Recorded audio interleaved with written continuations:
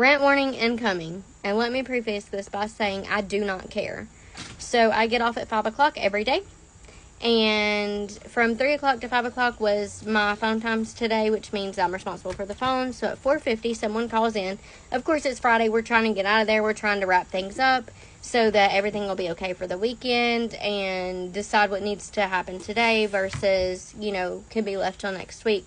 So someone calls in, a gentleman, let's call him Larry. And Larry starts off the phone call. I answer the phone. It's a happy day at blank, blank, blank. How can I help you today? Just like that. And he's like, I'm sorry that you're the one that answered the phone, but I'm pissed off. Okay, so the first goal for me is to calm this client down and to see what I can do to help him because, I'm not just in a sales role, I'm in a customer service role, and I love my people.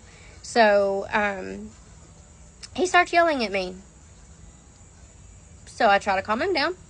And at this point, he's not even giving me a name. Like, I can't even look up an account or anything. I type in his phone number, and it actually does pull an account. So I verify. I was like, can you start by giving me your name? Because I don't want to be giving anyone else's information out just in case he's borrowing someone's phone or whatever the case may be. I need him to verify that information. And so he gives me his name, and he's like, I received a letter in the mail, and it's saying that my automatic monthly payment has been removed and has been shut off. And if you hear me say AMP in this little rant, that means automatic monthly payment.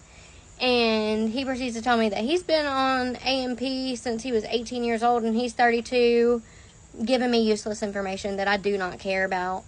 And so, and that he would sue our company if his insurance lapsed. Like, you just told me you are 32 years old. You are not grown man enough to look in your bank account and realize, oh shoot, my insurance hasn't been paid this month. I realize that you have it on auto pay, but it is also still your responsibility to make sure that your bills are paid. So beyond that, we also sent a letter out back in June or July and let you know, hey, if you don't give us a phone call, we're going to shut your AMP off because it needs to be updated to our new system.